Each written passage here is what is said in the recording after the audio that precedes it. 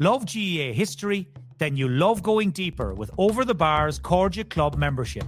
For just €5 a month, you'll get exclusive member-only episodes and series, early ad-free access to the main podcast, plus detailed show notes, a newsletter, and the chance to have your questions answered. Join Michael Foley and Ciaran O'Hara as they uncover the stories, the legends, and the questions that shaped our games. Don't just listen, be part of the club. Join now at overthebar.club.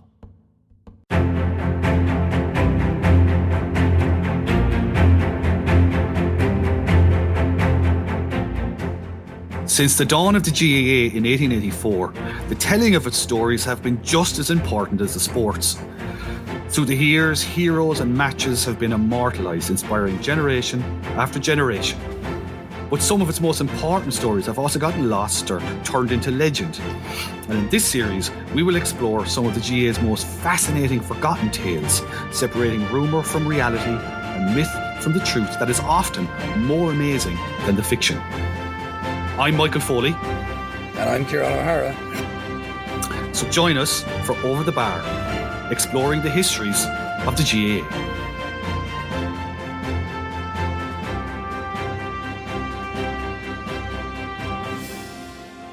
Hello and welcome to the latest edition of Over the Bar, the Gaelic Games History Podcast. And this week we're in another one of our Origin episodes. So once again, Michael Foley, he of the Twitter types, the X types, who has an account and still feels like he can allow Elon Musk to suck revenue from his data and his followers' data. He's put up another one of his polls asking to choose between the origin of which jerseys. Yep. And Elon decided that we would be looking at Derry this week. And do we know if the algorithm had anything to do with this? I don't know. I'm just glad I got a few votes, to be honest, Ciaran. These are, like, I'm really happy we're doing this series, that, you know, as part of the series, like looking at all the origin stories of the jerseys. And we've had some great yarns already, like between Cork and Offaly and Carlow, and so on. Some days you're just going to hit brick walls, though. I'm being honest here. Listener, don't go anywhere. But I'm being honest. Sometimes it's just hard. And you go around to the finest scholars and historians there are, and you ask them the simple question, why do Derry wear white and red? And nobody really knows. And it may just have been that there was lots of red and white dye left in a linen factory in Derry City. In Derry City. It could well have been that. But the one great thing about the GAA, Ciaran, is like many, many great GAA conversations, they might start one place and they'll end up in a totally different place inside of about 3 or 4 minutes. So there is a good story around the white and red and the use and the emergence of the white and red. But I suppose just to give, it's really a story, this, of a county who were there at the inception of the association, but then suffered badly, really, from the setbacks that the GAA as a whole had, to the point that they went out of existence and then came back. And when they did come back, they make tremendous strides very, very quickly. And I know that that's something in the members episode you're going to look at in particular. But to put into context, while we are still talking about the jersey, and we will be talking about the jersey, I think it's useful to actually look at where Derry GAA began, where it came from, and kind of how it sort of rose, fell. So, yes. So where does the story of the GAA in the Oakleaf County begin? Yeah, so 4 years after Hayes' Hotel in 1884 when the GAA is formed. So 1888, the first Derry County Board is set up. And there's about a half dozen clubs overall. And it's mainly actually, like, when we talk about Derry now, right? We look Derry at football, we think South Derry. It's straight away South Derry. But at the time, back then, Derry City was the stronghold. And I suppose kind of when we talk about trying to promote hurling in particular, particularly in areas where hurling isn't particularly strong, we're trying to break down county barriers, right? So a big part of Derry GAA was actually East Tyrone, East Donegal, particularly for hurling. So it was I suppose compared to other places, it was a little bit loose, and hurling was the main game, not football. Now, as they moved into the 1890s, not long after they were formed, as we know, there was pressure at the hierarchy of the GAA with the Irish Republican Brotherhood trying to take charge, which they eventually did, got all the main positions of power. And that actually affected Derry profoundly. So the IRB and also the influence of the Ancient Order of Hibernians, who we have come across, I think, in an old episode some way back. In our episode on the 1904 Olympic Games, including that was it. Gaelic football and hurling in the sports. Yes. That was it. Well, while they were busy promoting Gaelic football and hurling as an Olympic sport, the Ancient Order of Hibernians, some years before, were also part of the split that put Derry GAA into abeyance for a spell. Another thing that actually kicked in for them, which is kind of interesting, is that the clergy were very concerned about matches being played on Sundays. And there was a lot of pressure from the church not to play games on Sundays. And as we know, Ciaran, one of the big things that the GAA did at their formation was to get Archbishop Croke as their patron. Why? Because they knew they would need the church on side to play the games on the Sundays. Obviously, a slightly different scenario in Ulster. So there must have been pressure exerted. Maybe the pressure came from even more than the Catholic Church, you know. I would have thought now, just having a knowledge of the history of the 6 counties, we traditionally see the Unionist-dominated sports or the Protestant-dominated sports played on Saturdays because you keep holy the Sabbath. Exactly. So a certain part of it may have been a concern about holding events on the day that when, it might be seen to be antagonistic towards the other community. There may well have been. But as we know, in the 50s, you had people wandering down from the Shankill to watch the Gaelic games in Casement Park. You absolutely did. It was it's one of those phrases that you're going to hear me saying over and over and over again on these programs. It's a very broad church, and people were coming from all over. But certainly, maybe there was a more puritanical strain in the 1890s at play. Either which way, between the clergy and the IRB and the Ancient Order of Hibernians and the splits that tension between the old GAA, if you like, the ones who just wanted to concentrate on sport, and the other ones who saw it as some form of breeding ground for revolution. Those tensions put the GAA into abeyance in Derry for a wee while, but not for long, in fairness to them. They came back out in the early 1900s, and Derry won an Ulster hurling title in 1902. Wearing red jerseys, I think, Ciaran. I have the team photo. I have colorized it. and the bots, I don't know. The bots in my computer, the little people who paint these pictures. Did you use grok for this? I did not. Listen, you might think I'm in Elon Musk's pocket. Michael Foley was undressing Derry hurlers in 1902. So I put it in, and red seemed to be the colour. And when you see it, it actually does look right. It does look like it should be red, kind of puce red. Nice, very nice. And that was And what colour were the knickerbockers? Oh, white. Gleaming white. They had been boiled for days before the match. So they may have started out as red and white in any event, and what changes over time is the design. Exactly. So, talking, as I say, to some fantastic people in Derry, historians and people with a great love of the game, who would know this. If anyone knows this stuff, they will know it. Their best bet is actually what you speculated at the start, was that Derry City was full of linen factories. So it may well have been there was just there was a set of jerseys, they were red, and it fitted whatever look Derry wanted at the time. Red was always popular as a jersey colour. So that was what they started out with. And red was the predominant colour for decades. But just to go back again, I mean, they won that Ulster hurling title in 1902. If you roll on 13 or 14 years again to World War I, to the rise of the Irish Volunteers and the Ulster Volunteers on the other side, this had an enormous effect on Derry GAA as well. When we did our Easter Rising episode a little while ago, I think I mentioned in passing that activity in Derry more or less stopped during 1915. It was similar in Tyrone.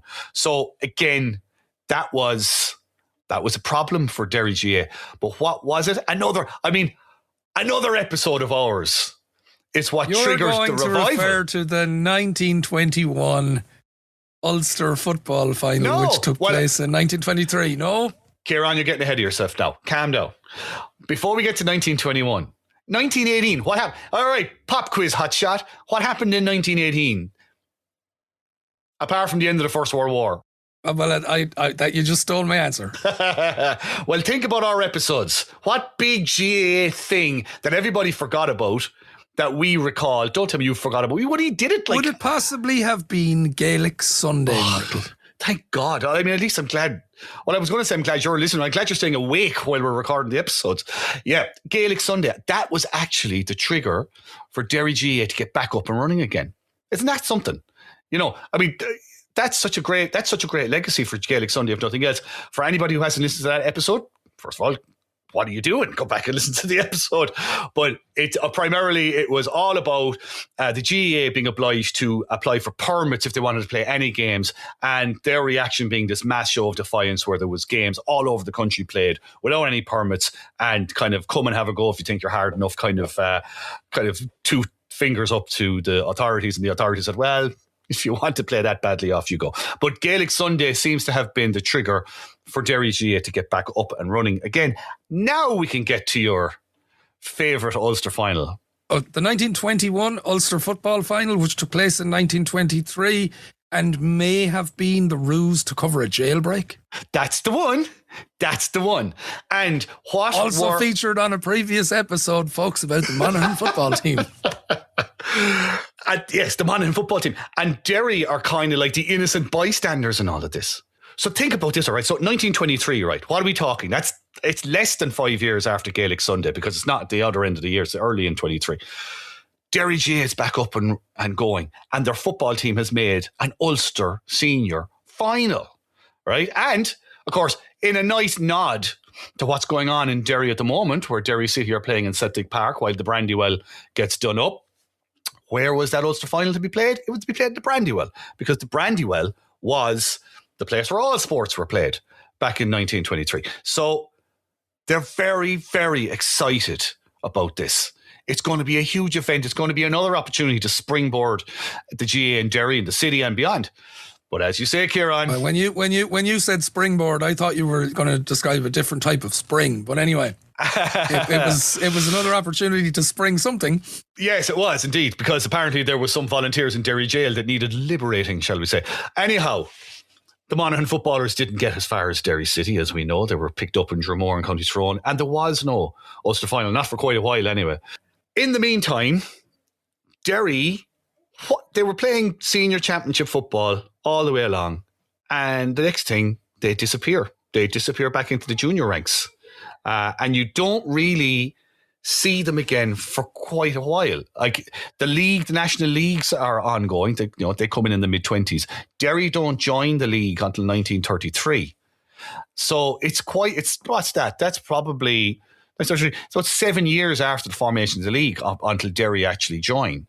So it's only the structure of the league at the time is provincial. So you will play your provincial league and the winners of the provincial league. So in the case of the Ulster League, you won the Lagan Cup and you then went into the National League semi-final. That's essentially it. Yeah, exactly. So the Dr. Lagan Cup is a big thing here because it's the league for Ulster, essentially, and it's a way in for Derry into elite competitive football again. So 1933, they joined the league. Their very first league game is against Tyrone, of all people. Who else? And they lose.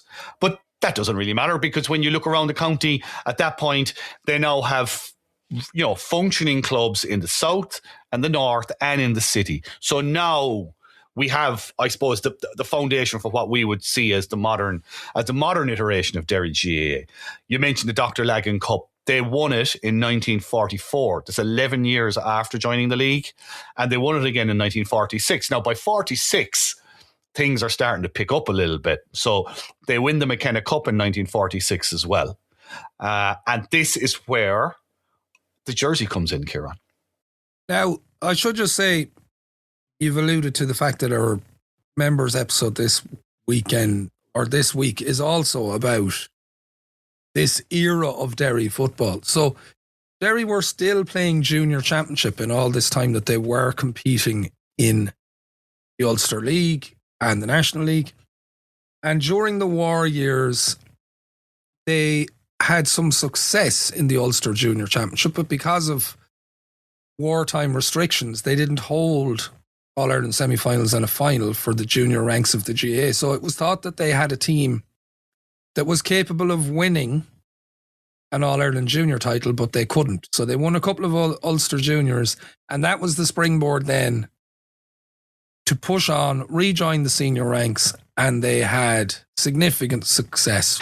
Exactly. So by 1946, they're back playing senior championship football, right? They're back in the Ulster Championship. They play an Ulster Championship game against Donegal in the summer of 1946. And can I just take a moment, actually, to applaud the Derry Journal newspaper for two things. First of all, the quality of their match reporting in 1946. Like, this is a local newspaper, and I'm not saying, by any means, I'm not saying that, you get a better class of writer in the national press. Not at all. That some of the best writers I know now writing on Gaelic games are writing in the local press. But by and large, the reports certainly back then, were a bit sketchy and a bit patchy, and actually often just lifted off of the national papers and reproduced again a couple of days later if your local paper came out a couple of days after the Sunday. In the case of the Derry Journal, the reports are absolutely brilliant. They're so well written. They could have been written now. They really are good. And on top of that, they're investing in photographs. There are pictures of action and teams and personalities and figures. Now, I know this has become... So what kind of jerseys are the Derry team wearing against Donegal in 1946, Michael?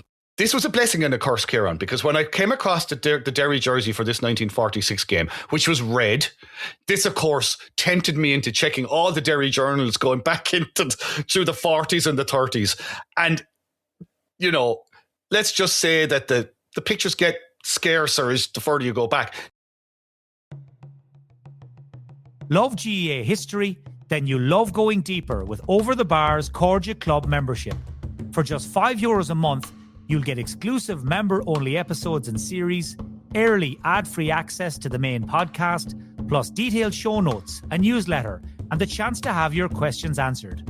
Join Michael Foley and Ciaran O'Hara as they uncover the stories, the legends, and the questions that shaped our games. Don't just listen, be part of the club. Join now at overthebar.club. As we know, we were sent a lovely piece by Dennis Hurley that we've mentioned before on this Jersey episode from 1937, wasn't it? That listed all the registered county colours. And at that point, Derry were registered as black and white hoops. Horizontal stripes is actually described as, but I think we can call them hoops. And I honestly don't know why they were wearing black and white hoops. No one seems to know why that was the case, but they seem to have been wearing them for a spell in the 30s. But by the mid-40s, they had gone back to the red again. So they have that Ulster Championship game against Donegal. They don't win that one. So it's the autumn. It's the Lagan Cup that you mentioned there. It's the league. It's the Ulster League. So their first game is against Armagh. Their second game against Down. Their next game is against Tyrone on November the 11th, 1946. And God bless the Derry Journal if they don't put in a lovely picture. Grainy now and a bit blurry, but it is clearly, I think it's a Derry goalkeeper jumping for a ball, and he is very, very clearly wearing white with a red hoop. So I think we can say if that Tyrone game is not the first game, it's either a game against Down or a game against Armagh that happened over the previous couple of weeks.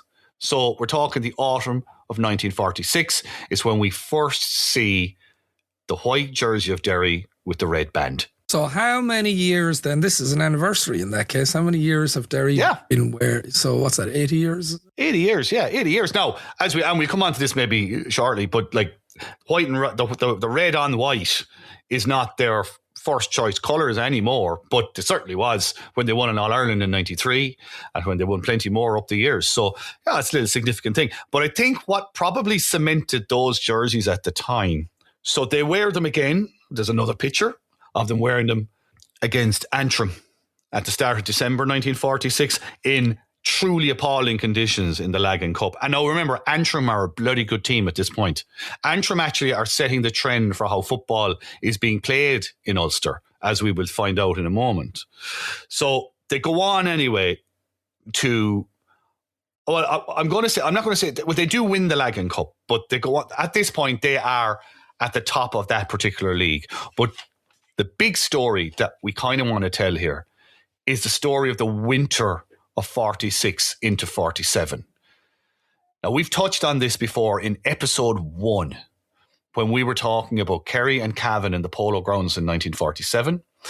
And we were talking about people coming home for matches and the conditions back in Ireland. The conditions in Ireland were appalling because this was the middle of the big snow. The worst winter that Ireland, certainly in recorded history, that Ireland has ever experienced. We mentioned it in episode 1 in the context of people from the cities and the towns. I think Paul Fitzpatrick from the Anglo-Celt actually mentioned that. He was our guest on that show. Going out into the countryside to help bring in the harvest because it was so late in the year. And why was it so late in the year? It was because of the big snow, the blizzards that absolutely engulfed the country roughly from the turn of the year into the spring, into the late spring of 1947. So the impact on the country it's incredible. Like, I mean, you're talking about temperatures of minus 15 degrees, massive blizzards at different times over this couple of months in different places. I mean, you're talking about food shortages. As I say, the agricultural situation has been decimated. There's obviously a spike in illness. The death rate goes up. People are suffering frostbite. I came across a report just in passing, I think it was in Roscommon, when they sent out relief crews to try and help people. And they were going through the countryside and it's just a carpet of white and humps. And the humps are roofs of houses.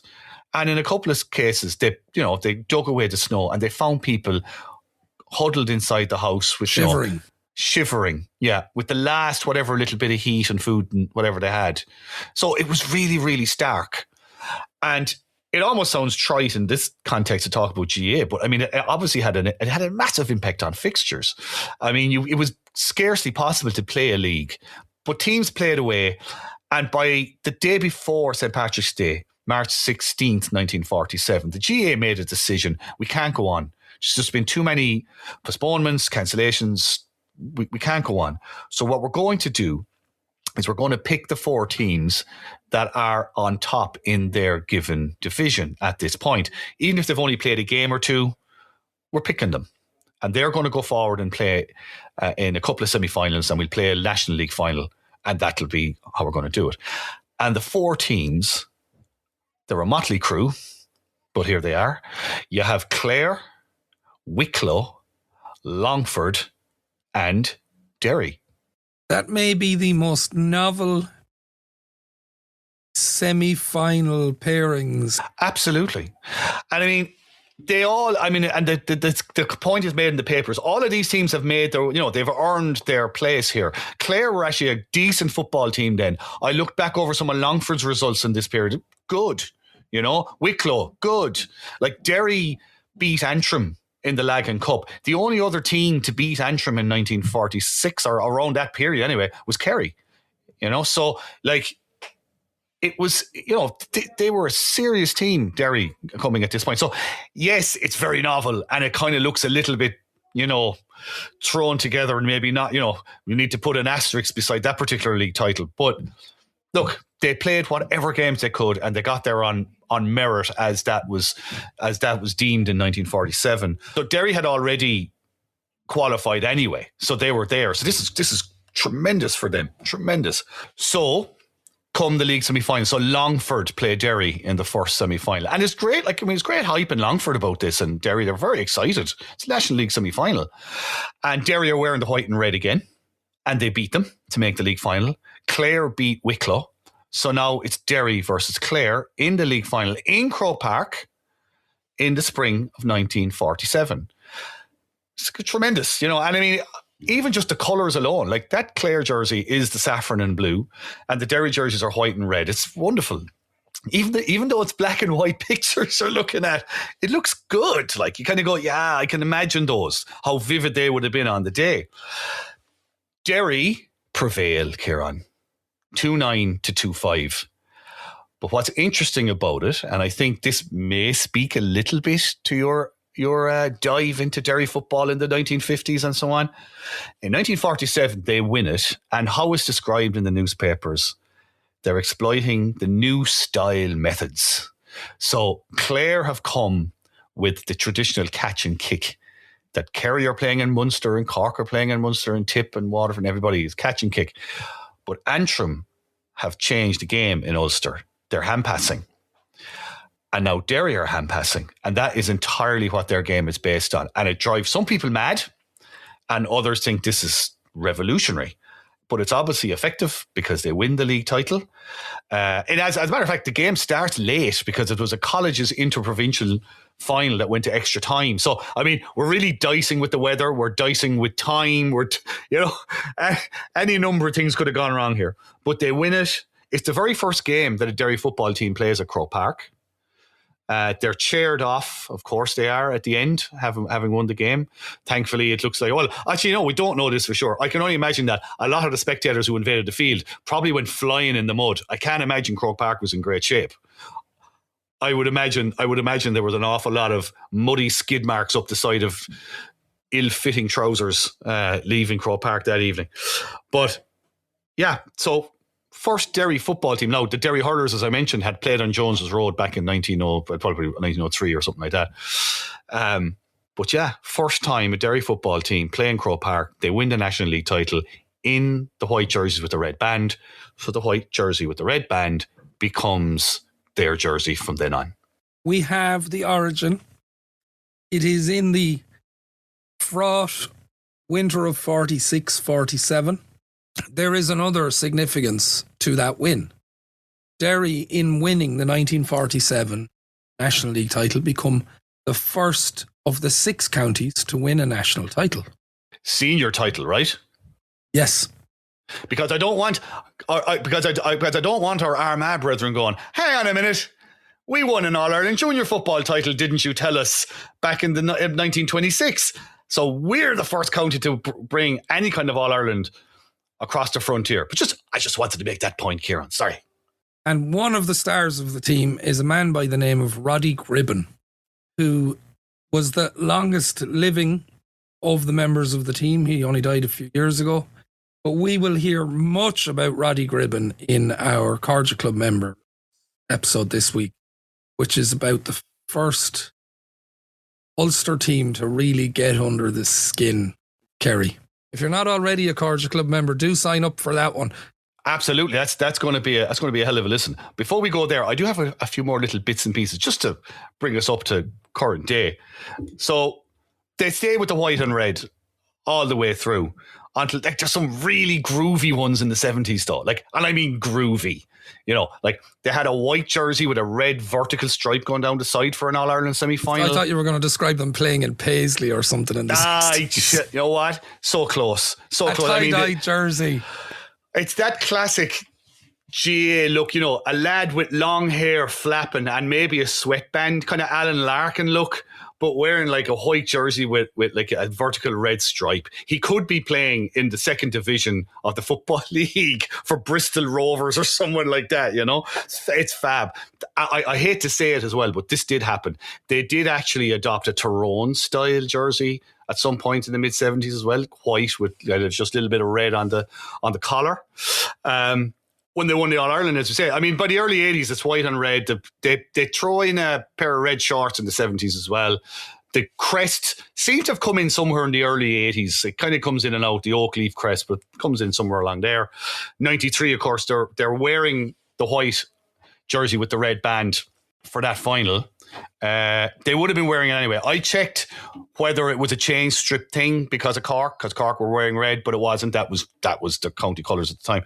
It's not really until this decade that they go fully back to some kind of red jersey that we see now. So kind of around the time when Rory Gallagher took over in 2022, they had reason to wear red and white for a couple of McKenna Cup games. They did wear white and red as well in that time, but for the championship of that year, they wore red and white for all their games, bar their last game against Galway, which they lost in 2022. That was white with the red band, but that was the last time we saw it. So after that, the players actually were the ones who said, we want to go to red and white. So that's what it's been since. We've seen the white with the red band occasionally since, but only as a change strip. So now, as people will know, Derry now wear red with the white. Now, I always loved the white with the red band. So before I actually even looked into this, I initially thought, it was a bit of a, betrayal is too strong a word, but I would have loved if they had just stayed with white with the red band, because I thought that was the traditional colour. But if you go really far back, we can see, certainly I can see now, that fully red is kind of their origin colour. So red with a white band it's a little bit more fine with me after this dive. Well, thanks for that, Mick. I often say when we go through these ones, you did find the origin of the jersey. I did. Even if we did not find the origin story of the jersey. I just wish, and if there is anybody out there, I mean, we would love to know why white with a red band as opposed to any other design. We know that it was autumn 1946. It must have happened between the Ulster Championship and the Lagan Cup of the autumn of 46. Someone made a decision somewhere, and I am as a starting point here, and I'm going to go with your theory as well. Someone in a factory said, we can do this bit different. Would you like to have a look what they look like? And they went, yeah. And like me, they went, that is class. Let's have that. And then they start winning stuff, and why change? And I guess, look, that's one of the things that we know about Derry and the area, that it has always been a mainstay of the linen industry. And even now, when you purchase your O'Neill's jersey, they're manufactured not a million miles away in Strabane. So it's a tradition within the area. So it's perfectly plausible that a linen factory said, there's a new technique, we can put a band on your jersey, would you like to see it? The other thing I'm going to say for listeners is, and it comes through so often when we're speaking about the historical record, and that is local newspapers. There are often people who will despair about how local newspapers approach their coverage or what the value is. And at the moment, local news is under threat from the digital world.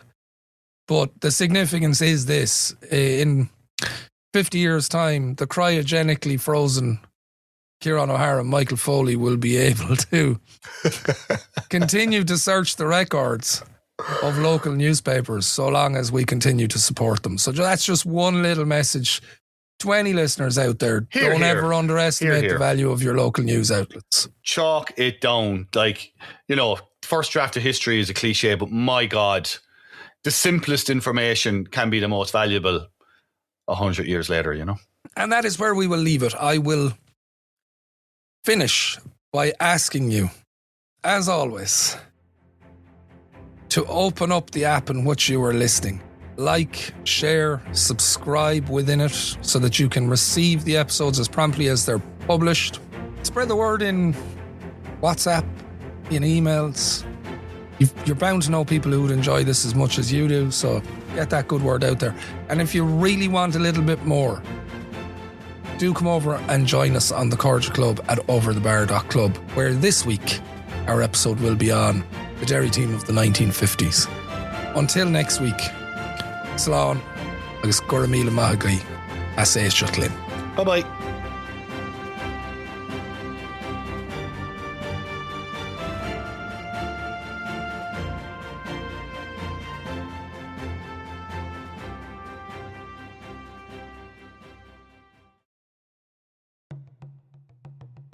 Love GAA history?